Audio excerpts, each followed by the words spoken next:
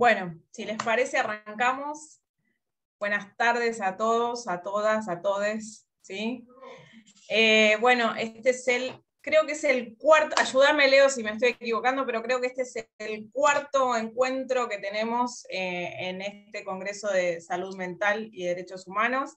Esta mesa para mí es hermosa porque trabajo en esta temática por las personas que van a exponer y creo que va a ser, bueno, elegimos un poco mal el día, de eso veníamos hablando, pero más allá de eso, que lo programamos hace mucho, con bastante tiempo, más allá de eso, me parece que va a ser una mesa hermosa porque vamos a escuchar a personas que tienen la cabeza enorme en relación a una temática que es importantísima. Bueno, más o menos les cuento cómo nos vamos a... Yo soy Cecilia Calloway. Bueno, vieron que ahora medio como que uno ni se tiene que presentar porque está ahí en el Zoom el cartelito con el nombre. Soy docente de la Facultad de Teoría y Técnica de Grupos. Más o menos les cuento cómo nos vamos a manejar. Está Edith Benedetti como una de las oradoras de esta mesa, está también Mariano Rey, está también Claudia Casabat.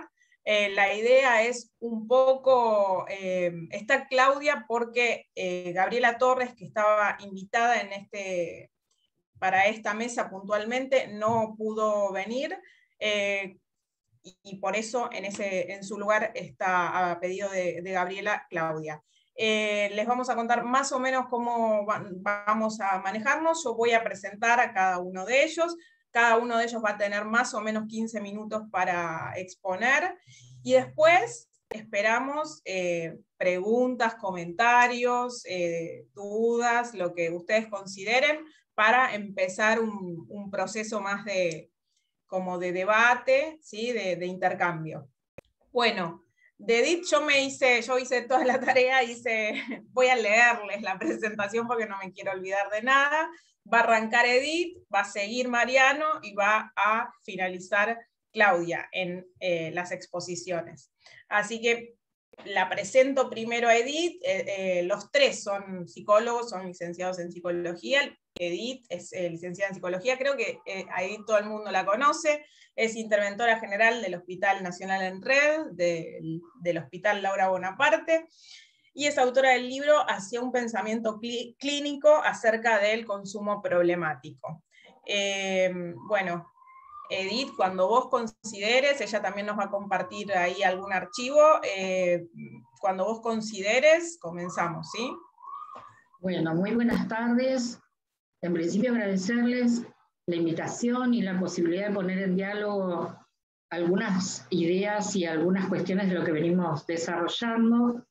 El día es un día de recordar, no quiero dejar de decirlo, a un presidente que cambió historia, que va a quedar en la historia, que viven sus enseñanzas en muchos de nosotros, y Néstor Kirchner, por supuesto, estoy diciendo, y creo que muchos de nuestros compañeros están ahora en Morón, y nosotros estamos aquí siguiendo la militancia de lo que nos corresponde, con las responsabilidades que cada uno de nosotros tres tenemos en cada uno de los lugares que estamos. La mía es mucho menor que la de los compañeros. Yo estoy como directora del Hospital Bonaparte por segunda vez.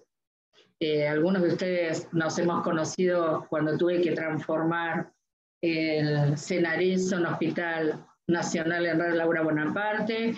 Creo que todos deben saber, pero por las dudas siempre lo aclaro, porque siempre a lo mejor hay alguien que no sabía quién era Laura, y siempre me parece importante mencionar que Laura Bonaparte fue psicóloga, participó en el equipo del doctor Goldenberg, trabajó con Florial Ferrara, fue una activista militante feminista y fue una de las familias más diezmadas por la dictadura cívico-militar y fue madre de Plaza de Mayo, línea fundadora. Falleció en el 2013 y entendíamos ahí que en el nombre de Laura íbamos a poder sintetizar la lo que pensábamos que tenía que ser el hospital desde la perspectiva de una práctica, desde la salud, desde la concepción social, desde los derechos, pensando en el marco normativo de la implementación de la Ley Nacional de Salud Mental, la Ley de Derechos del Paciente, la Ley de Protección Integral de Niñas, Niños y Adolescentes. En el 2015 me fui del hospital, dejamos un hospital de pie, en ese marco, modificando el modelo de gestión y el modelo de intervención clínica. Y lo cierto es que en 4 años de la gestión macrista, todo eso volvió hacia atrás.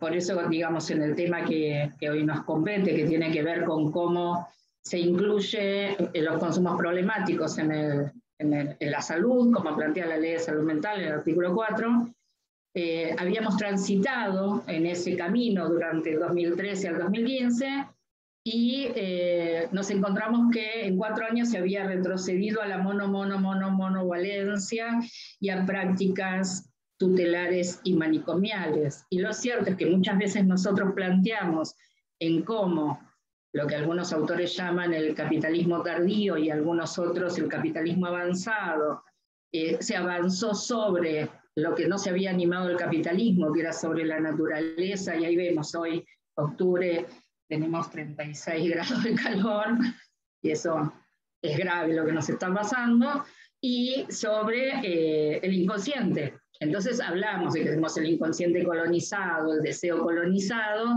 pero después, a la altura de pensar algunas de las cosas que nos pasan en las prácticas y en las intervenciones, creo que esto queda a veces solamente como fuera de la reflexión clínica. En principio, desde la perspectiva política, nosotros nos encontramos que siquiera había Ministerio de Salud.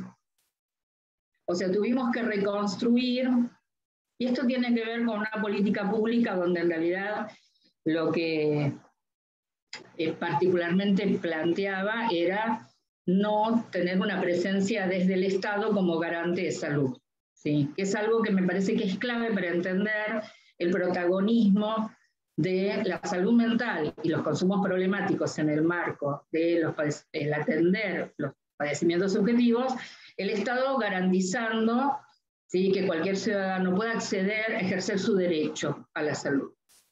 Esto se corrió y entonces hubo que volver a tener Ministerio de Salud, y desde esa perspectiva también, digamos, la complejidad de la incertidumbre de la pandemia que a todos nos atravesó, y entonces en ese punto empieza a aparecer en los discursos no solamente qué pasó en relación a la salud en general y la circulación viral y el aislamiento y la vacunación y las distintas intervenciones, sino cómo volvíamos a pensar a la luz del 2020, del 2021, los consumos problemáticos. Porque yo volví al hospital el año pasado, en marzo del año pasado. Entonces, en ese sentido, volvimos a tomar cuestiones que tienen que ver con la equidad, en pensar la singularidad, como habíamos comenzado en la gestión anterior, romper con la idea de que los consumos problemáticos a todos les pasa igual, por lo tanto, se centra a veces de una forma fetichista en la droga, en la sustancia, con planteos abstencionistas, y entonces volver a pensar, digamos, en estos escenarios epocales que están atravesados por tiempos de vértigo, de instantaneidad, distinto tal vez a profundizado a lo que pasaba en el 2013. Esto que se supone que se puede acceder en tiempo real a todo en busca de la felicidad, donde se producen nuevos padecimientos subjetivos y los consumos problemáticos se insertan dentro de estos nuevos padecimientos porque no remiten a ninguna significación, sensaciones de aliviar ciertos momentos de tensión. En ese sentido, nos parece que es sumamente importante revisar que en este espacio global que constituyen los medios de comunicación como productores de una determinada imagen del mundo, que es una imagen siempre en simultáneo como con una cuestión del presente, lo instantáneo, ¿sí? Esta imagen implica cierta cultura del espectáculo. Piensen que estuvimos una semana en cadena nacional, como si lo más importante que nos estuviera pasando fuera lo que le pasaba a Wanda y Icardi. Esto habla de los efectos, ¿sí?, de los medios de comunicación en nuestra producción de subjetividad.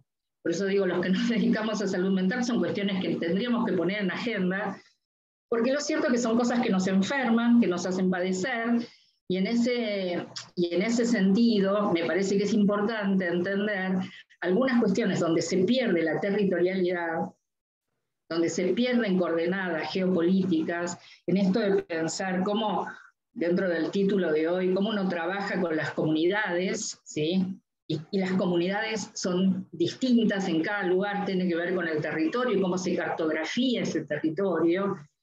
Y la cuestión más importante, me parece, es entender que en esta cultura de la imagen, de la instantaneidad, ¿sí?, esta cuestión de entender cierto correlato del mundo absolutamente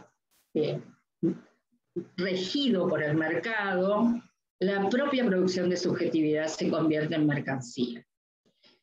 En ese contexto, dar una respuesta desde un hospital que había sido atravesado justamente por políticas que llevaban al máximo extremo cuestiones tutelares, cuestiones de la mismidad, que también tiene que ver, digo, en esto donde a veces no entra dentro de las cuestiones de la pregunta sobre la clínica, hablamos debe finalizar el patriarcado se va a caer, lo cantamos en nuestras marchas, sin embargo, seguimos con pensamiento binario, seguimos pensando en cuestiones de lo normal y de lo que no lo es, ¿sí?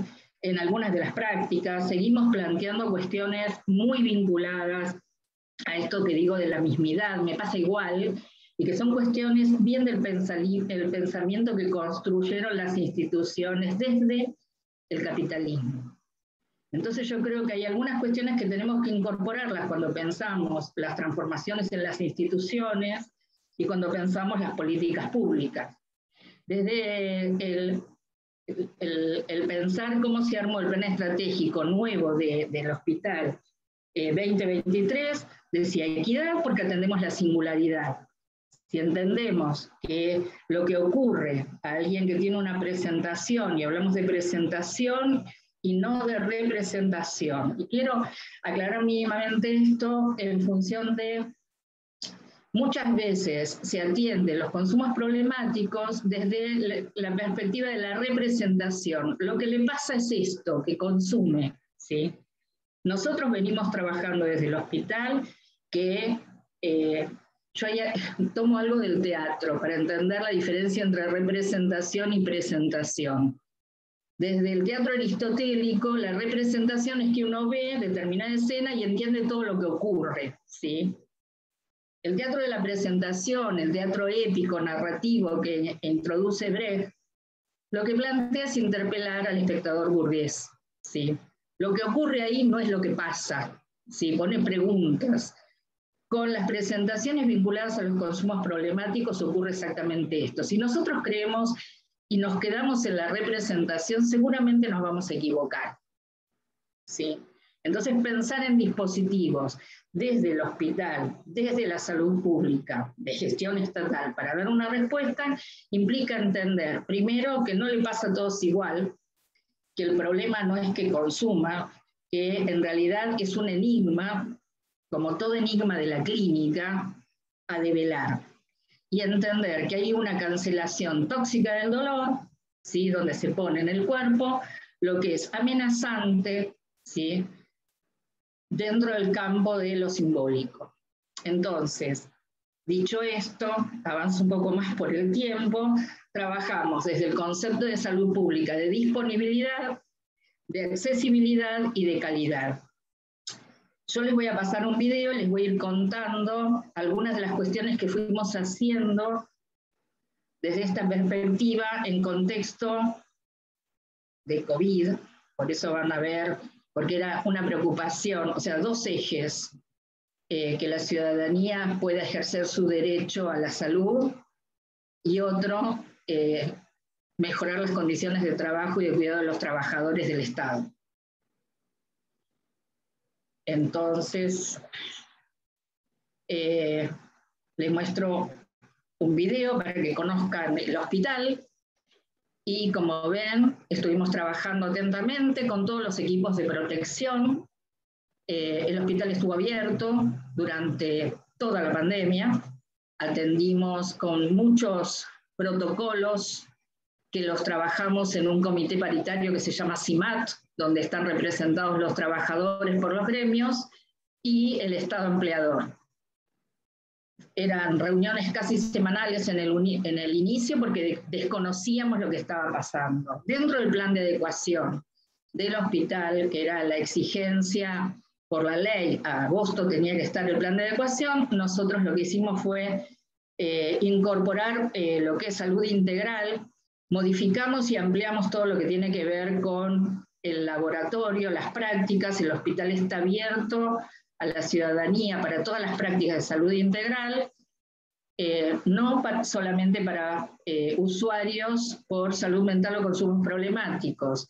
Esta línea implica empezar a sacar estigmas y algo que venimos repitiendo hace muchos años, de que generamos espacios para quienes tienen una situación de consumo, para quienes tienen algún tipo de padecimiento subjetivo en particular. Abrir el hospital a salud integral, desde, bueno, diagnóstico por imágenes, estamos trabajando con odontología, con nutrición, con equipos interdisciplinarios, donde médicos generalistas trabajan conjuntamente con los equipos de salud mental interdisciplinarios. Estos equipos están obviamente formados por psiquiatras, psicólogos, trabajadores sociales, enfermeros, terapistas ocupacionales y musicoterapeutas.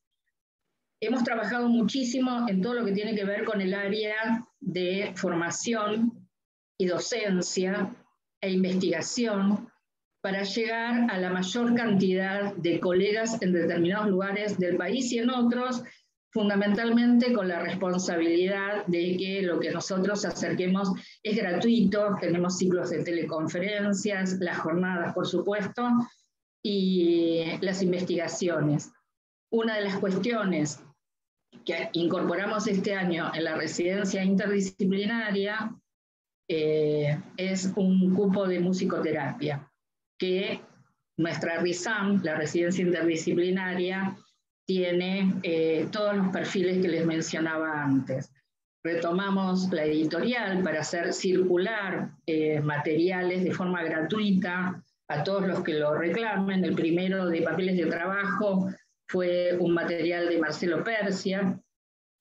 Esto de incorporar el trabajo con tareas de hormonización, tenemos un trabajo muy amplio en todo lo que tiene que ver con el colectivo del LGTBI+, porque también nosotros fuimos el primer dispositivo de Hospital Nacional, en principio, y entre otros efectores nacionales, en cubrir el cupo trans. Esto, piensen que en pandemia es muy difícil poner en valor un edificio que encontramos, que habíamos dejado de pie y lo encontramos destruido. Y esto ha tenido que ver con el trabajo inmenso que hicieron los compañeros de mantenimiento, que no tuvieron burbujas. El hospital lo hacemos entre todos. Y esto me parece que cuando estamos pensando en lo que puede hacer desde salud pública, me parece clave entender que las condiciones, ¿sí?, en tanto a que esté bien lo edilicio, que las cosas funcionen, de que lo que se dejó de hacer en mantenimientos, por ejemplo, de los aire acondicionados, de los automotores, también tiene que ver con el deterioro en la clínica. A veces invisibilizamos y naturalizamos que, por ejemplo, salud mental, el lugar esté sucio, ¿sí?, el lugar esté abandonado, esté roto, y esto tiene que ver con prácticas manicomiales. Nosotros tenemos varios convenios y trabajamos con organizaciones sociales. Por ahí estaba Gaby, que trabajamos con ella en la Casa Nimí, trabajamos con el Hogar de Cristo, trabajamos con otras organizaciones sociales, transitamos con equipos que van hacer operativos puntuales, equipos que van todas las semanas al mismo lugar y equipos que están permanentemente en determinados dispositivos en convenio con organizaciones sociales. Esto es el concepto de disponibilidad. El concepto de disponibilidad es poner el hospital ahí donde hace falta, porque nosotros particularmente lo que entendemos es, en principio, no salimos a hablar ni de droga ni de consumo, sino un aspecto de salud integral donde posibilita que circule la palabra y pensamos en salud mental como línea de cuidado. Desde esa perspectiva trabajamos lo que algunos colegas llaman el oficio de lazo, trabajamos lazo social. Cuando nosotros hablamos de la inexistencia del otro, que es algo bastante habitual que nombremos, que estamos ante la presencia de la inexistencia del otro, hablamos de un otro que su función fundamental es constituirse en un punto de anclaje que permita regular, que permita orientar las experiencias subjetivas, ¿sí? Y nosotros, como sujetos hipermodernos, bueno, nos tenemos que incluir, vivimos en una situación de desorientación, ¿sí? A partir de esta inexistencia. Esa desorientación, ese estar sin brújula, determina un tipo de vida que se caracteriza por la precariedad, por la vulnerabilidad de los lazos, y que muestra un estado de desprotección que deja al sujeto, nos podríamos incluir, a merced del mundo pulsional. En ese punto, desde esa perspectiva, nosotros pensamos dos cuestiones. Una que tiene que ver el oficio de lazo, el trabajo de lazo social en relación a la constitución de un otro desde lo social, como efector estatal, y por otra parte, entendiendo que las instituciones producen filiación simbólica o desafiliación simbólica. Cuando nosotros salimos a dar una prestación por fuera del hospital, estamos justamente desde la perspectiva de producir efectos de filiación simbólica. En ese sentido, también hemos nombrado, ¿sí?, a los auditorios. En este caso, como ven, hemos homenajeado a una madre de Plaza de Mayo que nos acompañó, Aurora, muchísimo en la otra gestión. Particularmente también me acompañó en otras instituciones que estuve, y también le pusimos Diana Zacayán al otro auditorio, porque Diana era usuaria del hospital cuando fue lo horrible del travesticidio. Trabajamos intersectorialmente con otros ministerios, digo, porque es imposible pensar que desde un solo efector se pueda resolver, por eso es red comunitaria, red con organizaciones, red con los ministerios, con los distintos efectores. Bueno, ahí veían que el edificio de formación lo llamamos Ignacio Leukovich, otro de los edificios lo llamamos Silvia Bleichmann, otro Oscar Mazota, y vamos buscando así entre nosotros. Obviamente hay un edificio central que me parece que no sé si lo vio, se me pasó, que se llama Beatriz Perocio. Me parece que me estoy pasando en el tiempo. Digo, nosotros buscamos generar espacios donde pensar con otros, pensamos la interdisciplina como una práctica del entre varios para dar respuesta a las presentaciones actuales que son sumamente complejas, ¿sí? Niveles de arrasamiento que no hemos transitado en la otra gestión, y esto tiene que ver con lo que el neoliberalismo nos dejó. En ese punto yo quería leerles dos cosas. ¿Puedo, Cecilia? Haceme que sí con la cabeza, me pasé mucho del tiempo. Sí, te pasaste unos minutos. Bueno, rápido, leo. Algo de Marcelo Persia, de un libro que se llama Demasiadas locuras normalidades, y en la contratapa Marcelo dice: si prácticas mayoritarias conforman escuelas y modelos de aplicación, clínicas menores desaprenden lo establecido y se declaran inaplicables. Si prácticas mayoritarias cautivan adeptos y consagran fórmulas que se repiten desapasionadas, clínicas menores bullen en soledades abismadas en lo que ignoran. Cada vez la clínica solicita rojos que se atrevan a la desposesión de lo ya sabido. en ese sentido, ahí vamos, porque creo que si nosotros nos paramos en que la tenemos re clara y que sabemos, seguramente nos vamos a equivocar. Y para terminar, algo del libro de Capitalismo y Esquizofrenia de Deleuze Guattari, que dice: nos dirigimos a los inconscientes que protestan, buscamos aliados, necesitamos aliados, tenemos la impresión de que nuestros aliados ya están por ahí, se nos han adelantado, hay mucha gente que está harta, que piensa, siente y trabaja en una dirección análoga a la nuestra. No se trata de una moda, sino de algo mucho más profundo, una especie de época más profunda en la que se llevan a cabo investigaciones convergentes en dominios muy diferentes. Así que necesitamos aliados. Así que les agradezco un montón la posibilidad de buscar aliados también en este espacio. Muchas gracias, Edith. Siempre es hermoso escucharte. Bueno, vamos con Marian, ¿no? Mariano. Bueno, Mariano Rey, que también es psicólogo, como Claudia, como Edith, es director provincial de Salud y Consumos Problemáticos de la provincia de Buenos Aires, es ex consejero directivo de la Facultad de Psicología y ex consejero superior de la UBA por el claustro de graduados, un recontra compañero para nosotros, Mariano, muchos corazoncitos. Sos nuestro gran representante. Vamos, Mariano. Bueno, hola a todas, a todos. Muchas gracias por la invitación. Siempre es lindo de alguna manera retornar a cada vez que hay un espacio que se genera desde la facultad que nos formó.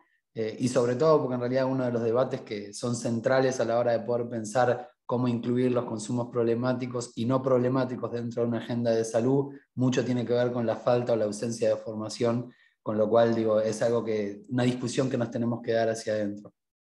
Por ahí retomando un poco lo que planteaba Edith, primero está buenísimo siempre compartir espacios con gente con la cual no solamente uno ha trabajado, sino con la cual uno coincide un montón de cosas, con lo cual hay muchas cosas que yo no tengo que repetir y partimos de la base de que todo lo que se dijo hasta acá está muy bien, y eso es una tranquilidad si podemos complementar, y también con Claudia, que bueno, que venimos trabajando un montón con la Seronar, y en parte algo de lo que por ahí plantearía yo en relación a lo que tiene que ver con las necesidades de la comunidad y lo que tiene que ver con la integración de las distintas áreas y los distintos dispositivos para poder pensar una línea con continuidad de cuidados, es central el trabajo entre varios, y es central el trabajo interinstitucional. Ninguna respuesta, si no es colectiva, va a poder solucionar lo que la gente necesita, lo que nuestro pueblo necesita.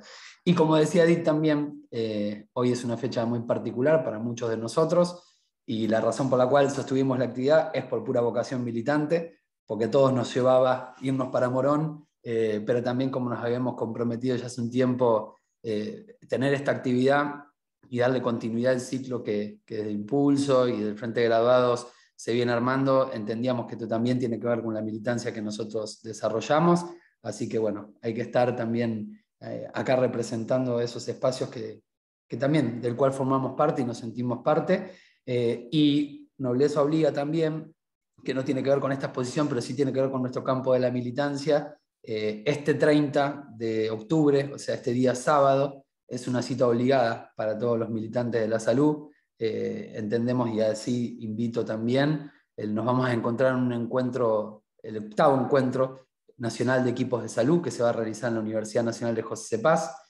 una universidad del conurbano, no solamente una universidad del conurbano, sino que nuestro gobernador de la provincia ha recientemente habilitado un nuevo edificio para el Departamento de Ciencias Médicas y para el desarrollo de la carrera de medicina, y es en ese lugar donde se va a desarrollar esta edición del Congreso, que entendemos nosotros que no solamente es un encuentro para ir debatiendo algunas cuestiones que tienen que ver con la pandemia y algunas cuestiones que venimos desarrollando desde hace mucho tiempo en términos de lo que tiene que ver con la agenda del campo de la salud a nivel nacional y mucho más en relación a lo que tiene que ver con el Sistema Nacional Integrado en Salud, sino que también es una oportunidad de encuentro que lo necesitamos, ¿sí? En los últimos año y medio la pandemia nos privó un poco de esas otras formas de encuentro y otras formas de debate tan necesarios para poder consolidar una muestra fuerte de nuestro movimiento sanitario, que es muy importante y que necesita también ir constituyéndose, consolidándose como movimiento federal. Así que en ese sentido,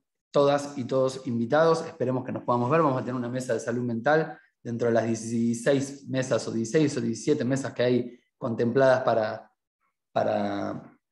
este encuentro, y bueno, esperemos que nos podamos ver ahí.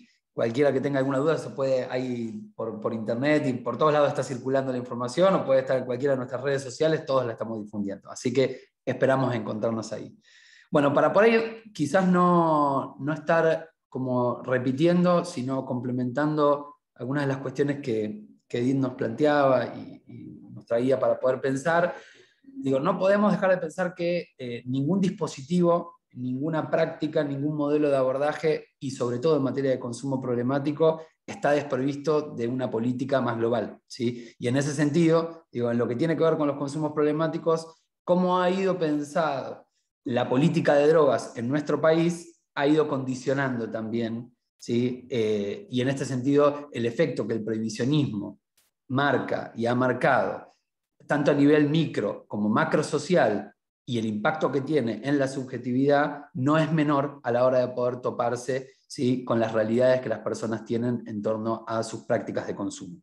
Entonces, es importante poder pensar la política de drogas. El prohibicionismo tiene efectos todavía muy contundentes en las prácticas que no solamente abonan a lo que es la criminalización de los usuarios, hay todo un movimiento y todo un punto de trabajo y de movimientos de usuarios, pero también de organizaciones de derechos humanos, y cada vez hay más consenso, incluso dentro de los equipos de salud, que criminalizar a los usuarios genera un efecto opuesto, ¿sí? No solamente porque en realidad lo pone en una esfera de seguridad, sino también porque le agrega una nueva barrera de acceso. A las barreras de acceso propias que ya pueden tener las personas se le añade una nueva barrera de acceso en donde la persona tiene ya temor a acercarse al sistema. Entonces, si el sistema ya no era accesible, le agregamos una nueva barrera de acceso. Y si a eso le pensamos, le agregamos la cuestión de género, es una doble barrera más, digo. Entonces, el sistema no es un sistema amigable para poder pensar el abordaje de los consumos problemáticos. Y eso es algo que nosotros tenemos que poder debatirnos, no solamente para poder pensar nuestros dispositivos, sino fundamentalmente para poder ir pensando, como decía Edith, cómo son las presentaciones que se van dando.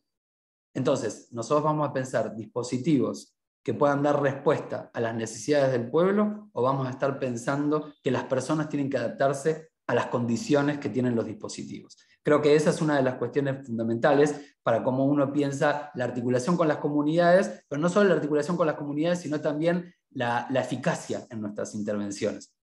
¿Sí?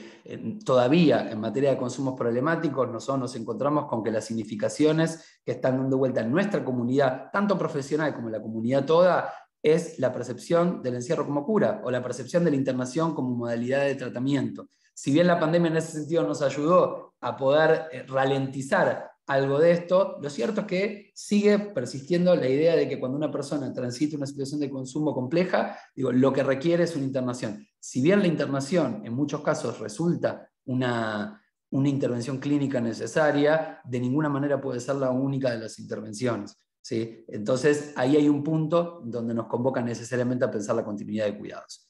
Entonces, no solamente es cómo pensar en la foto con la cual nosotros nos presentamos, sino también la película, previo al encuentro que tenemos nosotros con una persona, ya sea en un territorio, sea en un dispositivo hospitalario, sea en un centro más anclado en el primer nivel de atención, siempre hay algo que lo precede al momento en el cual se encuentra con nosotros y que tiene que ver con su historia, y siempre hay algo que va a tener una continuidad posterior a ese primer vínculo que pueda tener con nosotros. La tradición, lo que nos pasa generalmente, sobre todo cuando vamos armando un tejido comunitario y cuando empezamos a armar redes en salud, lo que nos encontramos es que si no pensamos en la lógica de las trayectorias de las personas o las trayectorias de los usuarios, lo que hacemos es que pululen por cada lado y que fracasen en cada lado. Entonces, contribuimos a la construcción de identidades que en realidad piensan o se construyen desde la imposibilidad.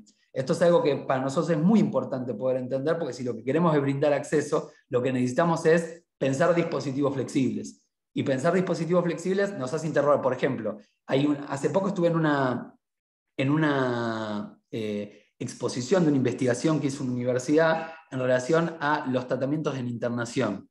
Y más del 49% abandonaba su proceso. Creo que Claudia había estado conmigo en esa misma en ese mismo encuentro, y a mí me llamaba poderosamente la atención que más del 49% de las personas abandonaba. Para mí hay un punto ahí que tenemos que poder también cuestionarnos qué significa abandonar, digamos, ¿no? Porque por ahí también no elegimos esta modalidad de tratamiento y no es abandono, ¿sí? Yo diría mayoritariamente es eso, ¿sí? El 49% de las personas abandonaban, según lo que decía la investigación, a lo largo de los primeros 30 días de proceso.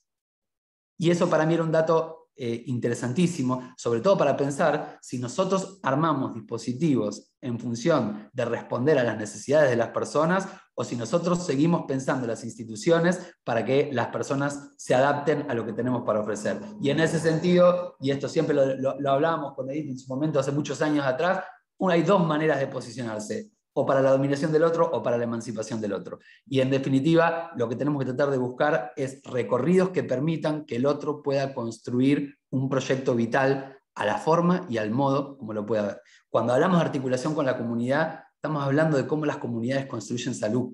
Entonces, ¿cuáles son las significaciones en las cuales las personas piensan que es un recorrido saludable? O también cómo aportamos a un cambio cultural para que en última instancia nuestros dispositivos sean más cercanos. Porque necesitamos los dispositivos trabajando en red, eso es una realidad.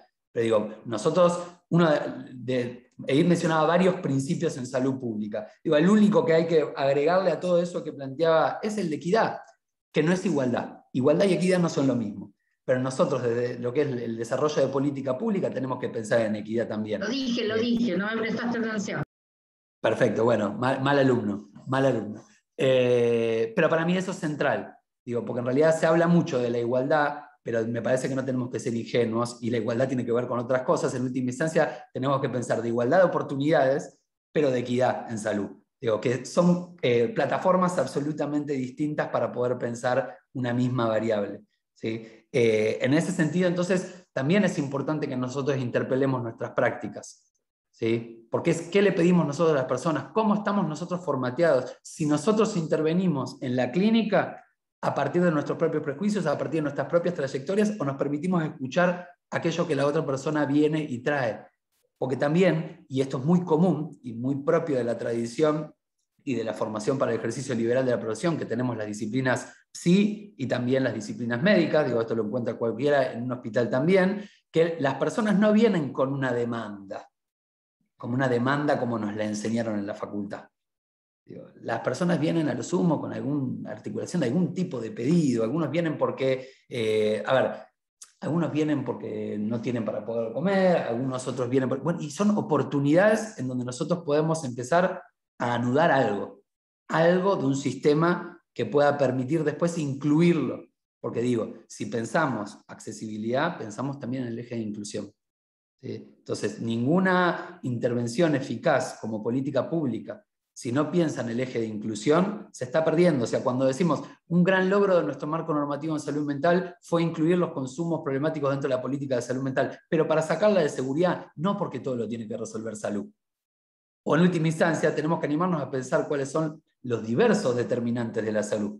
Porque acceso a cloacas, acceso a trabajo digno, hay un montón de otras cuestiones que no tienen que ver con la cartera sanitaria y hacia las condiciones de salud de las personas, o cómo las personas llegan. Entonces, si nosotros no pensamos dispositivos que no contengan solamente un trayecto sanitario, sino que fundamentalmente puedan pensar el eje de la inclusión, también nos vamos a quedar un poquito más cortos. En ese sentido, desde la provincia de Buenos Aires, estamos dándole toda una vuelta a pensar lo que tiene que ver con el armado de un sistema solidario en materia de salud y salud mental, en donde cada componente tenga la especificidad, ¿sí? que puede dar, por ejemplo, una desintoxicación o el abordaje de un episodio agudo que se haga en el marco de un hospital general, después la readecuación de los dispositivos más centrados en el primer nivel de atención o más cercanos a lo que sería una lógica de primer nivel, que serían los centros provinciales de atención, virando hacia centros comunitarios con un eje fuerte de inclusión social. ¿Para qué? Para trabajar esa doble dimensión. Primero, lo que no tiene que ver con un turno, no armar un consultorio externo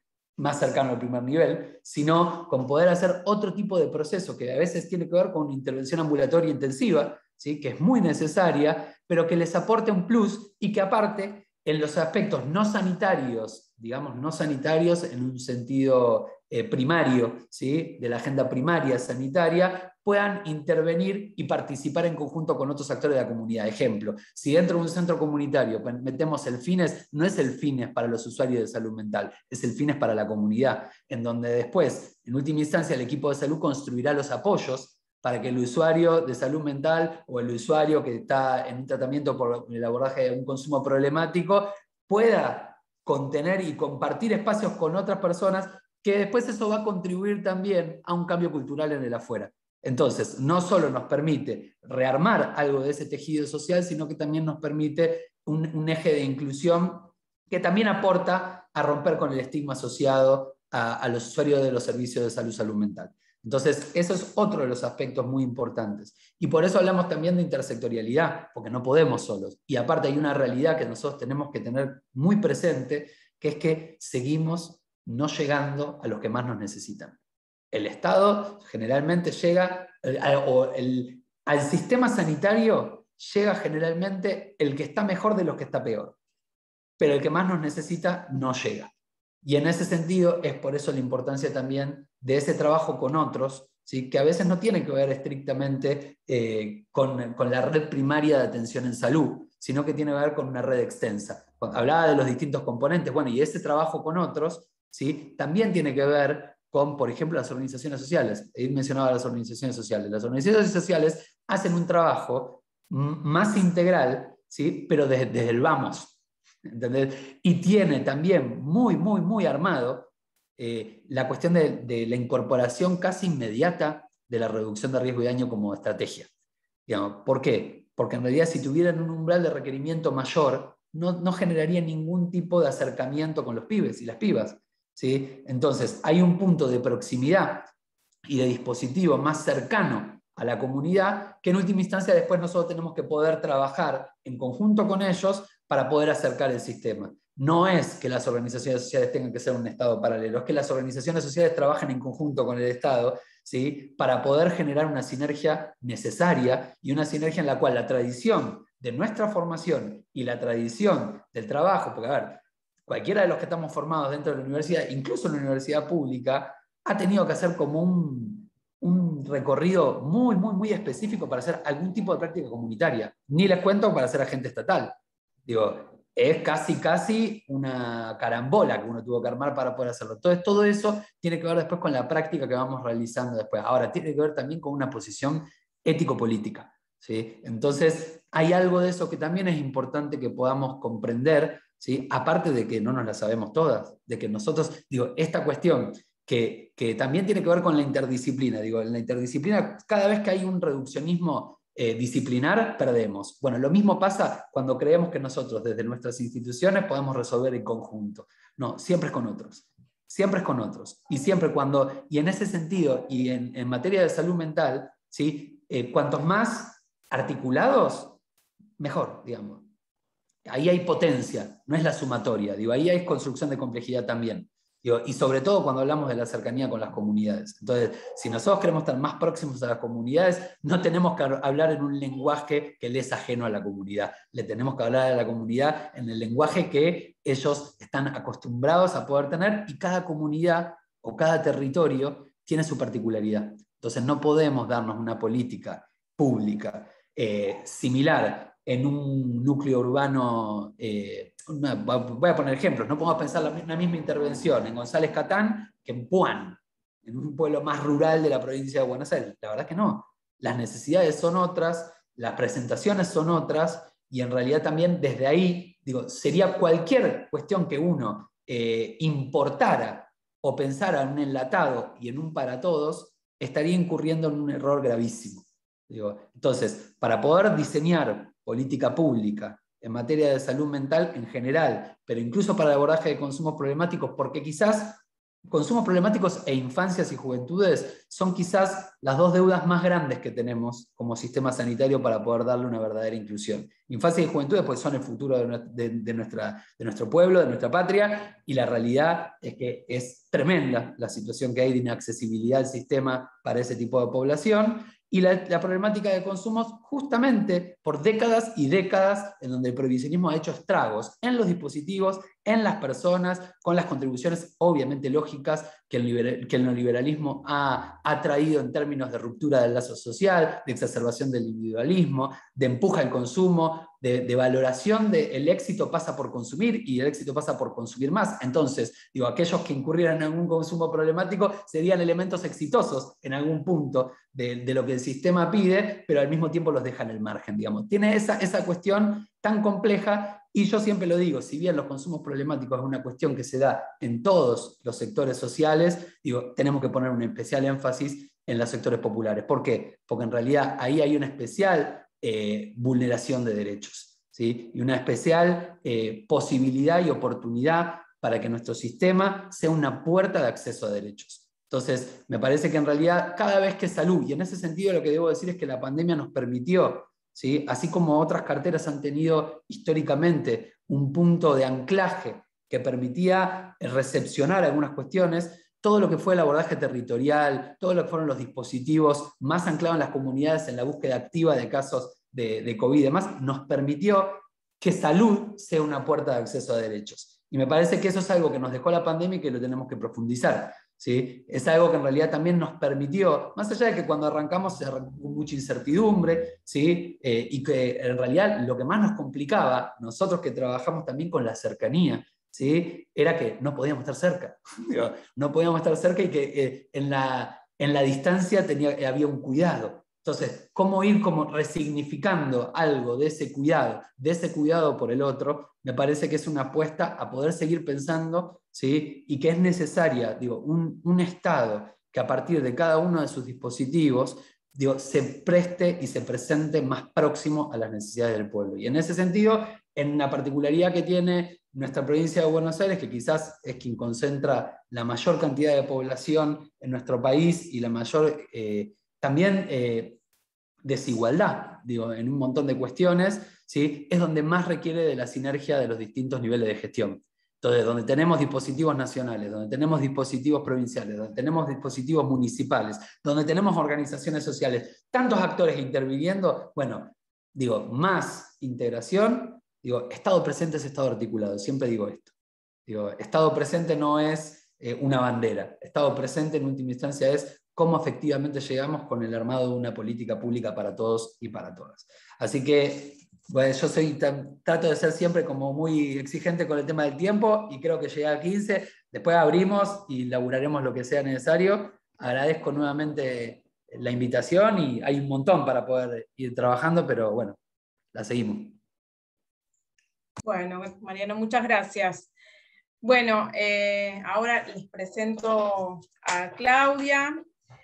Claudia también es psicóloga, es directora nacional de atención crítica, que es una dirección que depende de la Secretaría, de la Subsecretaría de Atención y Acompañamiento en Materia de Drogas, de CEDRONAR.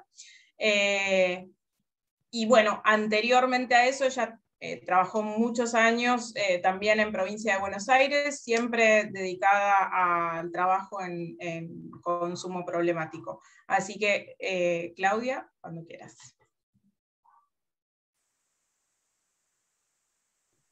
Iba a hablar sin sacar el micrófono.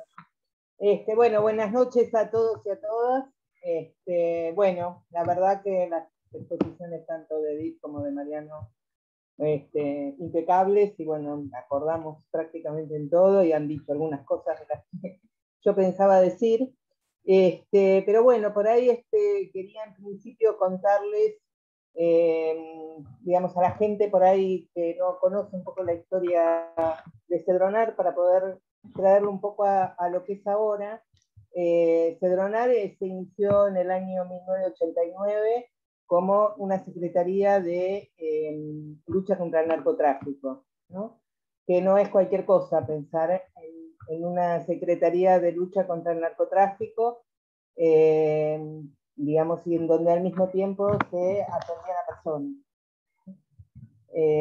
Digamos, tenía una mirada, como su nombre lo decía, más puesta en el objeto, ¿no? En la droga en sí, y en relación a los tratamientos tenía una mirada mucho más punitiva y pensaba los tratamientos como una forma, digamos, que la forma de tratamiento era el encierro. La mirada en general estaba puesta en el objeto, en la droga. Yo recuerdo, los que son más grandes como yo, recordarán algunos carteles que se veían en la calle, unos carteles negros que decían maldita cocaína, ¿no? Y esas eran las campañas que Sedronar hacía en algún momento, digamos, donde todo estaba puesto en la sustancia, ¿no? Como si la sustancia fuese algo que apareciera y atrapase a las personas, ¿no? Como si no tuviera nada que ver con el sujeto y con la vida de alguien en determinado contexto, ¿no? Si bien ha habido a lo largo de los años, ha habido algunos cambios. De hecho, en el año 2012 creo que fue, lo que es la lucha contra el narcotráfico sale de la Sedronar y pasa a formar parte del Ministerio de Seguridad, y Sedronar quedó más abocado a lo que es la atención y la prevención. Digamos, siempre ha tenido mala prensa, digamos, Sedronar, en cuanto a cómo fue pensado el tema de los consumos problemáticos y cómo pensaban los tratamientos. En ese sentido, nosotros desde que iniciamos la gestión lo iniciamos desde otra mirada. Nosotros ponemos la mirada en la persona.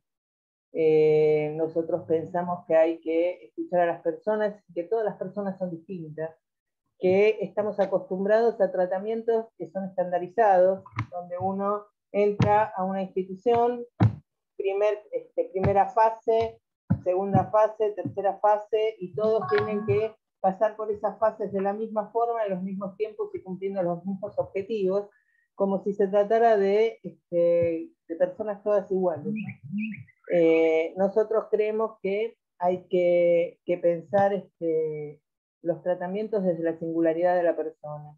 Poder pensar a la persona, y cuando hablamos de la integralidad, tiene que ver con una mirada que abarque a la persona en su conjunto, en su historia, qué le pasó a esta persona, qué lugar ocupa el consumo para esta persona, porque como decía Mariano recién en relación a la demanda, muchas veces, en general, la demanda viene en principio de la familia, de los amigos, del entorno, digamos, son los que primero por ahí aparecen pidiendo. Y en ese sentido nosotros tenemos que empezar a trabajar con las personas en construir un poco la historia, ¿no? ¿Qué es lo que pasó con esta persona? ¿Por qué esta persona tiene un consumo problemático? ¿Cuál es su situación? ¿Cuál ha sido su historia? ¿Por qué en este momento? ¿Cuál es el contexto social? Porque, como decía Mariano, nosotros vivimos en un país capitalista donde el mercado lo que dice es que hay que consumir, hay que consumir, hay que consumir, y la droga es un objeto más que el mercado pone a circular, y por un lado lo pone a circular y por otro lado lo reprime, ¿no? Digamos, y a las personas que tienen un consumo que se torna problemático, digamos, las estigmatiza, las segrega, las excluye. Por eso, nosotros también pensamos que en este sentido es muy importante lo que es el trabajo con la comunidad. Con la comunidad, por un lado, en poder trabajar estos conceptos, ¿no? En poder desarmar esta idea del adicto, ¿no? El adicto es, ¿no? El adicto es manipulador, el adicto es mentiroso, el adicto es, ¿no? Y poder empezar a trabajar y ver cómo desde la comunidad, cómo con todos los actores de la comunidad se puede acompañar los procesos de las personas. Y para eso, digamos, y no solo de la comunidad, desde la comunidad y también hacia dentro de las instituciones, porque no podemos decir tampoco, como decían recién, que dentro de lo que es el ámbito profesional existen estas miradas, existen esto, digamos, ¿no? Esto de lo primero que pensamos, una persona con consumo problemático que tiene que hacer es internarse. Y no es así. La realidad lo demuestra, no solo porque las personas abandonan los tratamientos rápidamente, como decía Mariano, nosotros tenemos una estadística que más o menos en el tercer mes las personas abandonan, y es cierto, uno podría decir, abandonan, o no quieren estar ahí, o ya cumplieron el plazo que necesitaban para estar en un lugar digamos, de internación y poder pasar a hacer otra cosa de su vida. En eso, digamos, es algo que nosotros venimos trabajando fuertemente con los equipos de Cedronar, tanto los equipos que hacen las admisiones y las evaluaciones, como los que hacen los seguimientos, en poder pensar con las instituciones la particularidad de cada persona. Y esto quiere decir también en los tiempos del tratamiento. Nosotros no ponemos ya más tiempos, bueno, 1 año de beca, ¿no? Ahora las personas ingresan y hay alguna persona que va haciendo un seguimiento, tenemos equipos que se dedican a hacer seguimientos y poder evaluar en qué condiciones están. Y si alguien necesita más tiempo, tiene que haber un proyecto terapéutico, un programa, ¿para qué? Con objetivos. Y de esto se va haciendo un seguimiento porque es algo que estamos trabajando tanto hacia adentro de la institución como hacia las instituciones con las que trabajamos. Nosotros creemos que es muy importante lo que es el trabajo comunitario y el trabajo con la comunidad, porque es importante porque es el lugar en donde la persona habita, donde la persona transita, y porque tiene que ser el lugar donde pueda ser acompañado por todo su entorno. Por eso nosotros venimos trabajando, contamos en Cedronar con 638 dispositivos, ¿no? De los cuales 255 ingresaron desde que iniciamos la gestión en enero del 2020. Y estos dispositivos son mayoritariamente las casas de atención y acompañamiento comunitario, que son casas que son coordinadas por movimientos sociales, son casas que pertenecen a los movimientos sociales, que son movimientos que tienen arraigo en la comunidad. No es alguien que vino y dijo, bueno, voy a abrir una casa de atención y acompañamiento comunitario, alquiló una casa, la montó y no, son gente que viene trabajando en los territorios, que son parte de los territorios, que conocen digamos, a lo que es la comunidad, y además que tienen la característica de que no son solamente lugares donde se atienden consumos problemáticos, sino que aparecen otras situaciones con las cuales también se trabaja dentro de las casas de atención y acompañamiento comunitario. Y también hemos incluido este año 35 casas comunitarias convivenciales. Las casas comunitarias convivenciales son casas donde la gente vive, ¿no? Son gente que quizás porque no tienen dónde vivir o porque el lugar donde viven no es un momento en el que ellos puedan compartirlo con su red, ya sea porque no tienen la contención suficiente, porque es necesario tomar distancia en algún momento de algunas personas, o porque hay situaciones, en muchos casos, de violencia familiar, por lo menos en lo que son las casas que tienen mujeres, y es más, tenemos una casa que hay mujeres donde pueden estar con sus niños, porque hay mujeres que tampoco tienen la posibilidad de acceder a un tratamiento, porque están con sus hijos y no tienen con quién dejarlos para poder hacer un tratamiento, o no tienen las condiciones en su casa para poder estar con sus hijos y a la vez hacer un tratamiento. Para nosotros son muy importantes estas casas porque son casas abiertas a la comunidad, son parte de la comunidad y trabajan una integración con toda la comunidad y con todos los actores de la comunidad. Así que bueno, nosotros este año se inauguraron 35, y entre las casas de acompañamiento, las casas de atención y acompañamiento y las casas comunitarias, tenemos pensado abrir por lo menos 50 más de acá a fin de año. Porque son un recurso que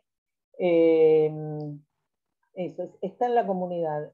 Digamos, la persona, digamos, son gente conocida, son gente con las que se cruzan todos los días, que conocen su historia, que conocen su trayectoria, y con la cual se puede empezar a trabajar situaciones que tienen que ver más allá del consumo problemático, ¿no? Porque el consumo problemático muchas veces es aquello que hace más ruido o aquello que se hace visible para el otro.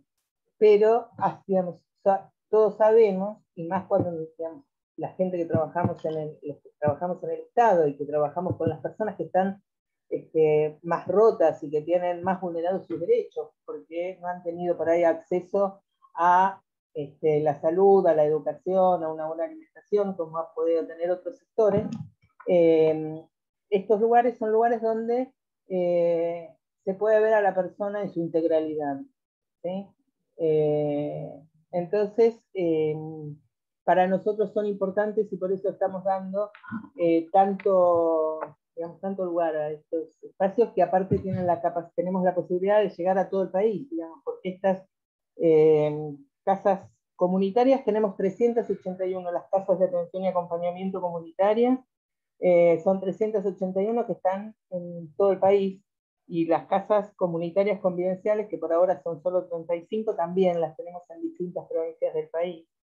Y después tenemos los dispositivos territoriales comunitarios, que tenemos 125, y son dispositivos que antes eran conocidos como DIAT o CEPLA, que tenían una impronta más preventiva, y actualmente tienen una intervención más asistencial. Y son dispositivos que están también en articulación, digamos, son un convenio entre Cedronar y la provincia o los municipios, que también tiene justamente la característica esta de poder integrar los distintos niveles del Estado, el poder articular con los distintos espacios que hay dentro de cada territorio. Bueno, y que lo bueno que hemos logrado en esta gestión fue haberlos podido transformar también en espacios que sean asistenciales, que estén cercanos a la gente, que sean parte de la comunidad.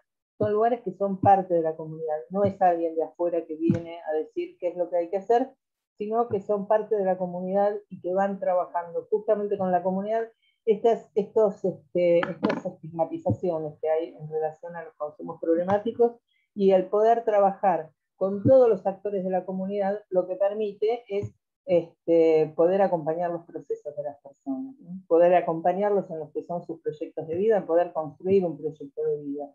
Y cuando decimos esto, lo decimos desde el inicio del tratamiento. También históricamente se ha pensado, digamos, en los tratamientos. Yo de hecho empecé trabajando en una comunidad terapéutica, ¿no? Y la cuestión era esta, ¿no? Cuando uno ya llega a los 2 últimos meses, empieza a pensar cómo sale esa persona de ahí, ¿no? Cuando uno tiene que empezar a proyectar desde el inicio, al poder trabajar con la persona, cuál es su proyecto, y poder acompañarlo para poder cumplir ese proyecto. Y bueno, y después contamos con los que son a los CAI, voy a decir, el que antes era el llamado CEDECOR, y que bueno, ahora les hemos puesto centros, el centro de atención, en la laguna, centro de asistencia inmediata, que también estamos abriendo, bueno, hasta ahora hemos venido trabajando en forma virtual, recién este mes se volvió a la presencialidad y hemos vuelto a recibir a las personas ahí en Cedronar, y también estamos haciendo una, digamos, descentralización, ¿no? Que el centro de asistencia inmediata pueda estar más cercano a la gente. Que tenemos el centro de asistencia inmediata en algunos barrios populares, van a estar ubicados en distintos sectores de la provincia, tenemos algunos en el interior, y la idea es esto de poder estar más cercanos a la gente para, digamos, que no sea que una persona se tiene que atravesar toda la provincia y toda la capital para poder ser escuchado por alguien. Y bueno, y por último tenemos como dispositivo los que son las ONG, conocidas comúnmente como comunidades terapéuticas, con las que venimos trabajando arduamente en cambiar algunas miradas. Algunas han tenido una evolución y han podido replantearse, y también hay muchas que no lo han hecho, y que venimos trabajando en esto, en adecuar los tiempos de los tratamientos, en que se respeten los derechos de las personas, porque parece que una persona, porque tiene un consumo problemático, no tiene derechos. No tiene derecho a ver a su familia, no tiene derecho a hablar con su familia, no tiene derecho a manejar su dinero, no tiene derecho, bueno, parece que el tema de ser una persona con consumo problemático pierde derechos. Y en ese sentido venimos trabajando para poder recuperar los derechos de las personas. Esto nos ha llevado también a tener que rescindir convenios con algunas instituciones porque no respetaban estas cosas. Y esto nos ha llevado a hacer denuncias al órgano de revisión, bueno, a la provincia, que también le hemos mandado a Mariano, y digamos a la Comisión Provincial de la Memoria. Bueno, venimos trabajando también porque creemos que entre todos tenemos que poder desterrar estas prácticas que hay en relación a los tratamientos de los consumos problemáticos. También venimos trabajando con el Bonaparte, digamos, derivaciones de personas que están en tratamiento, tanto cuando tenemos alguna persona en crisis y necesita alguna internación en medio de urgencia para compensar algún cuadro, o después nosotros haciendo derivaciones a otras instituciones, como también venimos trabajando con la provincia. Bueno, yo más que nada vengo trabajándolo con Mariano en intervenciones por ahí en algunas que hemos tenido con algunos casos, donde bueno, ahí nos comunicamos con el director de salud mental, con los equipos territoriales, a ver, bueno, cómo podemos entre todos poder acompañar situaciones que son complejas, porque nos encontramos con situaciones que son muy complejas, que es necesario poder estar, poder ir ahí a los lugares, al territorio. A veces no es fácil por ahí decirle a alguna persona, vení hasta Cedronar, cuando hay una situación de crisis, y esto, bueno, de poder trabajar y de trabajar, recuerdo algunos casos donde por ahí se generaban situaciones donde empezar a trabajar con la familia desde el CPA, que estaba más cerca, y a partir de ahí, bueno, poder ir trabajando con la persona y, no sé, con el sistema de salud, y bueno, y ver cómo vamos entre todos pudiendo ir dando las respuestas a gente que está, digamos, que lamentablemente, y sobre todo en los últimos años, se han sentido muy sola y sin el acompañamiento del Estado. Por eso nosotros creemos que es importante esto, digamos, de poder trabajar en conjunto, de poder dar respuestas entre todos, ¿no? Porque tiene que ser el Estado Nacional, el Estado Provincial y el Estado Municipal, y que nos pongamos de acuerdo para poder acompañar a las personas, porque solos no podemos. Cuando hablamos de que es necesaria la participación de la comunidad, es porque también pensamos que solos no podemos, que tiene que ser entre todos, y que esta idea que nosotros tenemos y cómo pensamos, porque creo que yo vengo de trabajar en una comunidad terapéutica donde las personas había que leerle las cartas cuando llegaban a la comunidad, y digamos, y esto fue, bueno, hace muchos años, ¿no? Llegó hasta como 20, más de 20. Pero digo, todo esto ha sido un proceso que todos nosotros hemos ido dando, que nos hemos ido cuestionando, discusiones que hemos ido dando, donde, bueno, esto ha llevado a ir modificando nuestras prácticas. Y son discusiones que tenemos que seguir dando hacia adentro de las instituciones, porque también es cierto, yo vengo de trabajar en un hospital público también, en un servicio de atención en crisis, y muchas veces era muy difícil también con los médicos, el que entiendan, bueno, que las personas, aparte de un cuerpo, son sujetos que tienen una historia, que les pasan cosas, que tienen sentimientos, bueno, y que hay personas que necesitan estar internadas en una situación de crisis, y que muchos médicos han planteado, inclusive, yo recuerdo a algún médico que me ha dicho: yo a tus pacientes que tengo miedo. Un cirujano, digamos, que abría cuerpos y todo eso, me decía: a tus pacientes que tengo miedo.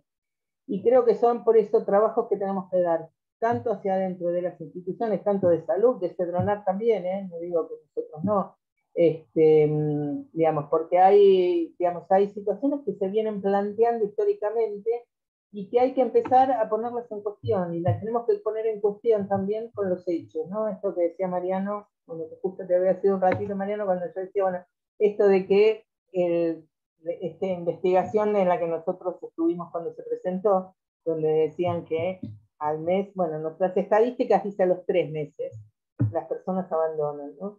Y esto hay que replantearse también. Bueno, ¿por qué entonces seguimos repitiendo prácticas que no corresponden. Yo entro al sistema de Cedronar y veo personas que han estado a lo largo, no sé, encuentro desde el 2009 hasta el 2020 que han pasado por 10 instituciones.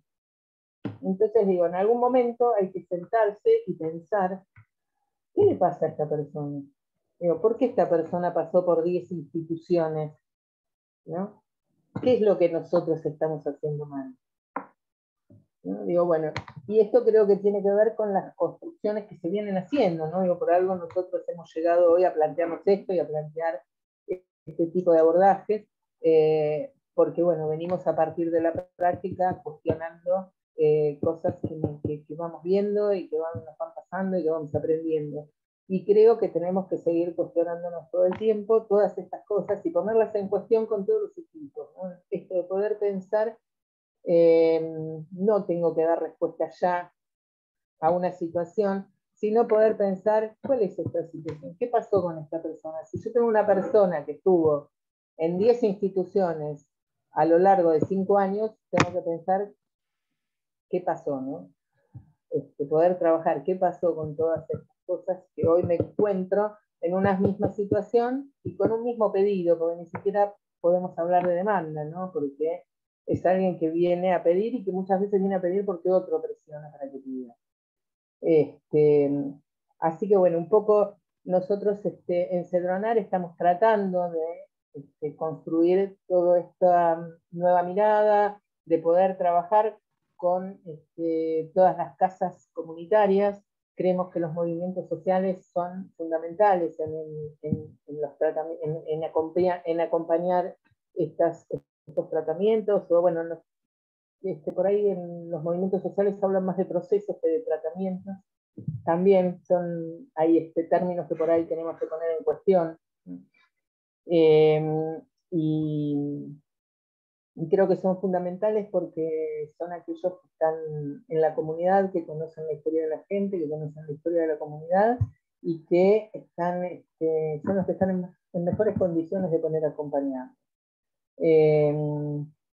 Y bueno, eso, nosotros venimos trabajando en eso. Para nosotros es muy importante poder construir nuevas prácticas, poder trabajar con aquellas comunidades terapéuticas, o bueno, no son en realidad todas comunidades terapéuticas porque hay algunos que son ambulatorios, pero poder trabajar en un cambio de mirada con aquellos que se pueden y con los que no se puede cambiar porque del otro lado uno lo que recibe es como una negativa o no hay una posibilidad de escuchar y de cuestionar algunas cosas. Bueno, con eso no trabajaremos más, porque lo que vamos a priorizar son a las personas, es el respeto por las personas, el respeto por los derechos de las personas y fundamentalmente poder trabajar la singularidad de las personas. No queremos más tratamientos que sean estandarizados, donde hay que cumplir, todos tienen que cumplir los mismos objetivos en determinado tiempo, sino que bueno, habrá que ver qué es lo que le pasa a cada uno, cuáles son los tiempos, cuáles son las necesidades y qué es lo que quiere el otro, ¿no? Porque no somos nosotros los que les podemos decir cuál tiene que ser su vida, sino poder acompañarlos en aquella vida que la persona quiere llevar. Bueno, Claudia, muchas gracias, clarísimo. Me parece que podríamos abrir, si tienen preguntas, si tienen comentarios, reflexiones a partir de las 3 exposiciones. No sé si se hacen por escrito. Leo, coméntame esto, si podemos abrir algún micrófono o si se hacen por escrito, como prefieran. Los hacen por escrito y van contestando los expositores. Bueno. A ver, hay alguien, Natalia dice, cuando se habla de que es un proceso es menos doloroso y el sujeto se siente mejor, me queda un poco en el aire. Natalia. Por ahí si le habilitas el micrófono, Leo lo puede explicar un poco más. Me parece que no es una pregunta, es más un aporte. Digo, que creo que lo que está haciendo es como valorar la dimensión de proceso en el marco de una intervención y que eso permite Ahí está. generar condiciones de alojamiento subjetivo y lo podemos ver por ahí. Otra Natalia dice, gracias a los tres. Edith, ¿podrías repetir el nombre del libro de Marcelo Persia?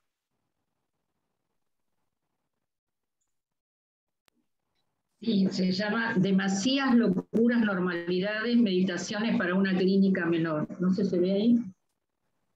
Se ve Muy perfecto. recomendado. Ay, de paso les digo, nosotros, para los que les interese, pueden pedirlo. Yo les decía que sacamos el primer papeles de trabajo por uno de Marcelo, que se llama Derechos después de los manicomios, que está buenísimo, que tiene una perspectiva de derechos distinta. Eso no lo sé, preguntan si se dan certificados. Gracias, Edith. Graciela que dice, dos cosas, ¿no? Yo quería saber si hay una ley de salud mental para las adicciones, si hay prevención. Y por otro lado, entiendo que es si otorgan certificados de asistencia para este conversatorio. Por ahora no estuvimos otorgando certificados de asistencia, corregime, Leo, si es así. Y con respecto a la primera pregunta, quien la quiera tomar, decía, yo quería saber si hay una ley de salud mental para las adicciones, si hay prevención. En realidad hay una sola ley, que es la ley de salud mental y adicciones, ¿no? Que incluye todo, digamos, las adicciones dentro de lo que es la salud mental. Así que, bueno, y también hay una, digamos, también toma en cuenta lo que es la prevención.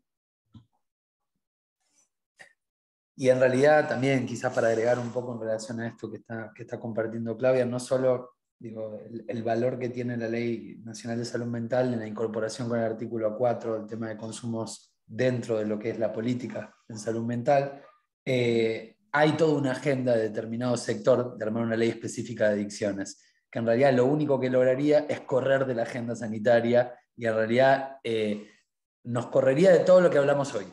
¿Se entiende? O sea, nosotros estamos hablando de la importancia y la necesidad de poder incluir una problemática que incluso yo recuerdo en algún Coresa, algunos ministros de salud hablando como que en realidad, y esto tiene que ver con los modelos preventivos asistenciales en materia de consumo problemático, algunos planteaban casi como que si resolvíamos la pobreza, resolvíamos la problemática de consumo, ¿sí? El área de consumo problemático estaba dentro de desarrollo social, ¿sí? Y en realidad el punto acá es, bueno, es necesario que se pueda pensar dentro de la agenda sanitaria y dentro de la agenda sanitaria con todas las multiplicidades, con todas las aristas que esto conlleva y con un fuerte eje en la inclusión social.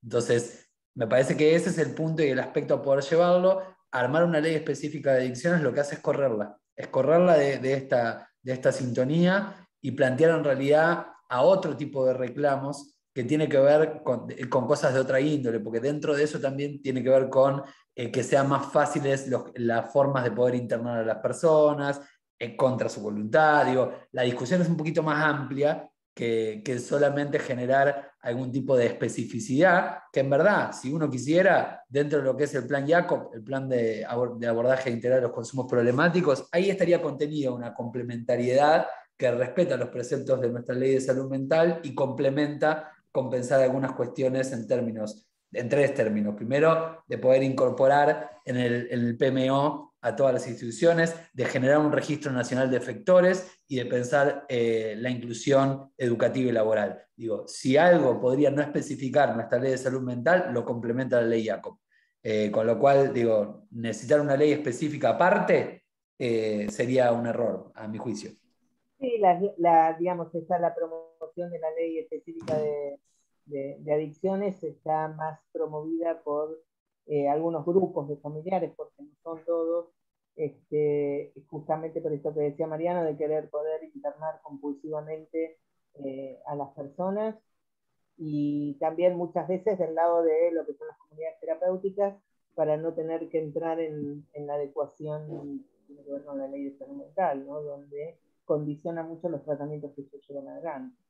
Entonces, creo que hay cuestiones que tienen que ver más, y donde también hay un discurso mediático que sostiene y fomenta esto, ¿no? Cuando vemos los casos que suelen hacer ruido porque son conocidos o porque hacen, o porque los medios también, hay algunos que los instalan, porque muchas veces no se trata de famosos, sino de situaciones que los medios instalan para poder cuestionar el tema de la ley de salud mental, cuando dicen, bueno, no se puede internar a alguien en forma compulsiva, y si hay una ley, la única ley que puede internar a alguien en forma compulsiva es la ley de salud mental, porque después no hay ninguna otra patología que pueda internarse en forma compulsiva.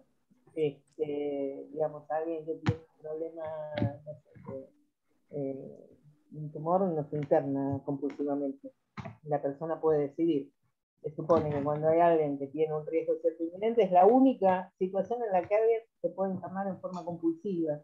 Con lo cual también hay una, digamos, que muchas veces los profesionales no intervengan como tienen que intervenir, o que no se dé la respuesta que se tiene que dar, puede ser, pero no quiere decir que tenga que ver con la ley, sino por ahí porque falta la implementación de algunos aspectos de la ley para poder llevar esto adelante. Pero la ley específica de adicciones, yo creo que tiene que ver con esto, con algunos grupos de familiares y con las comunidades terapéuticas.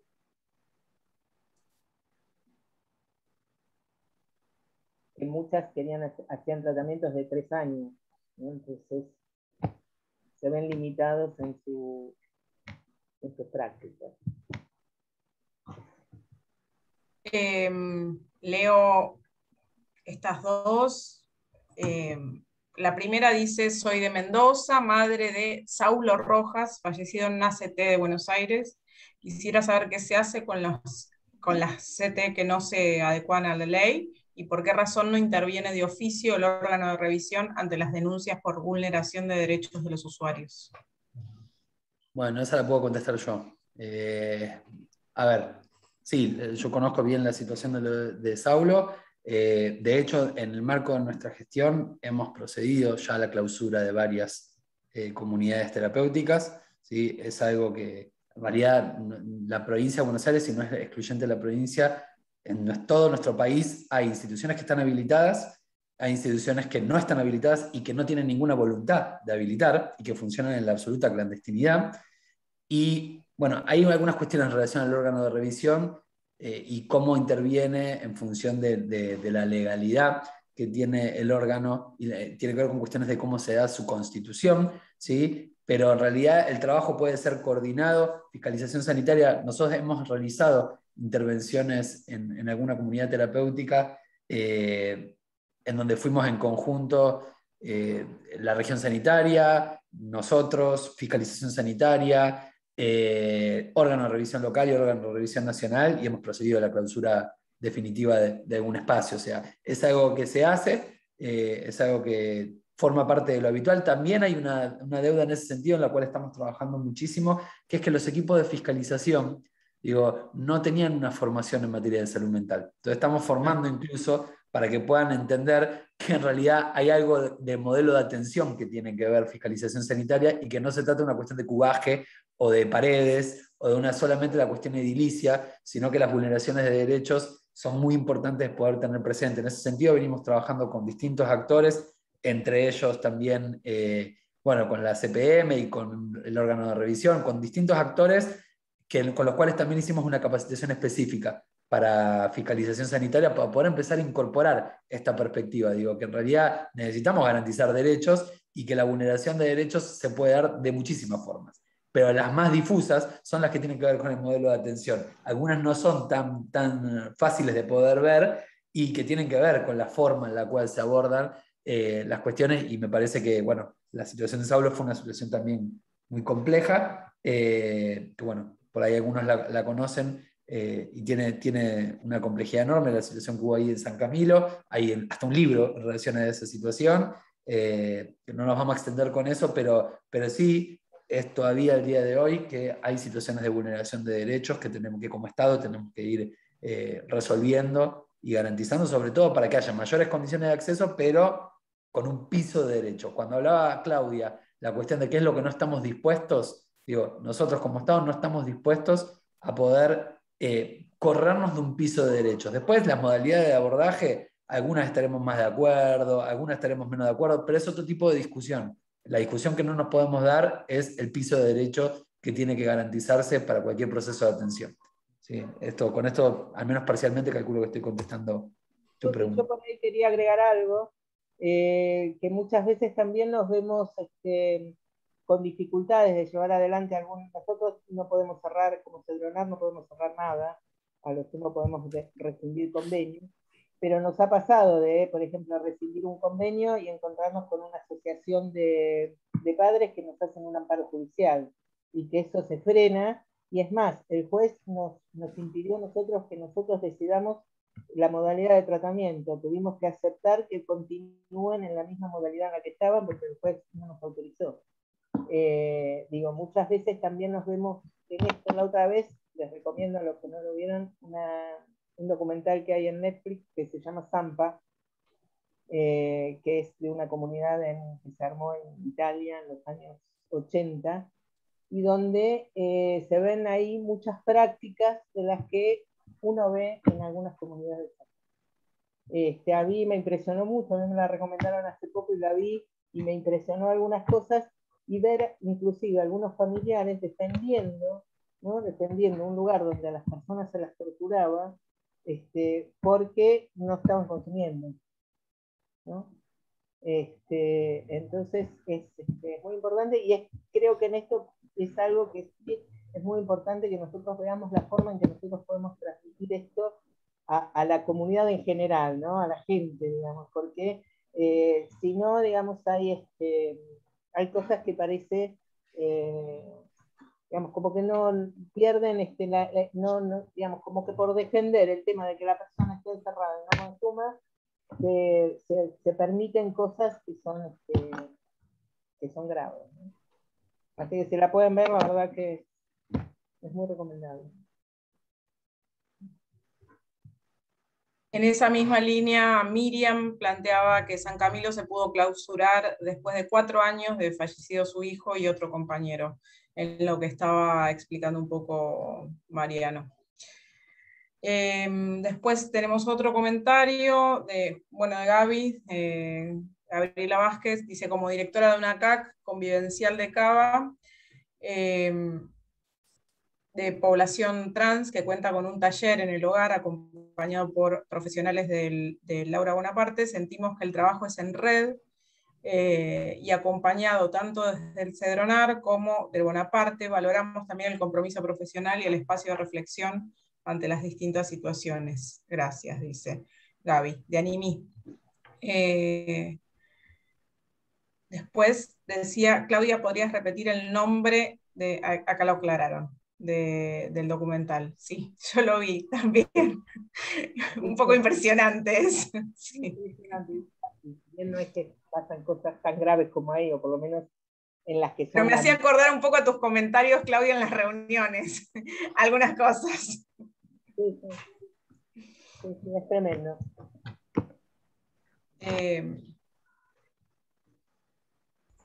No sé si hay algún comentario más, alguna pregunta más. Me parece que los 3 expositores, yo estuve tomando algunas notas, creo que se puede subrayar que los 3 han hablado de la singularidad de los procesos, de las personas, o poner en el centro a las personas. Cada uno lo dijo de alguna manera diferente, pero me parece que los 3 coinciden en eso. Creo que los 3 hablaron de accesibilidad, los 3 hablaron también de la singularidad de los territorios, de las comunidades, que me parece fundamental. Me parece que hay como muchísimas coincidencias. Esta frase que decía Mariano, que el estado presente es el estado articulado, digo, con pensar en 3 efectores, 3 representantes, efectores del Estado en articulación y con una misma mirada, me parece que es muchísimo para todos los que venimos trabajando en consumo problemático hace rato, y ni quiero mencionar para mí, trabajando desde Cedronar hace tiempo, lo que significa también la transformación de lo que es el organismo en sí, y me parece que todos están apuntando también a poder transformar algo del imaginario social en relación a aquella persona consumidora problemática, digamos, a transformar algo de ese sentido común que se arma penalizando para poder pensarlo en una persona que en todo caso está pasando por una situación que padece. Nuevamente, perdón, esto se me pasó. Edith, te preguntan cómo se obtiene el libro de Marcelo Persia. Entiendo que porque vos dijiste que es de circulación gratuita esto. Sí, lo puse en el chat porque lo vi, que tienen que escribir a formacion@hospitalbonaparte.gov.ar y solicitarlo, y ahí acuerdan cómo se lo entrega. Perfecto, gracias. Estamos más o menos en la hora prevista de lo que considerábamos que, bueno, más o menos todos los encuentros duraron este tiempo, pero si hay algún comentario más, alguna pregunta más, bienvenido sea, como me digan. O si alguno de los expositores quiere decir algo más, también.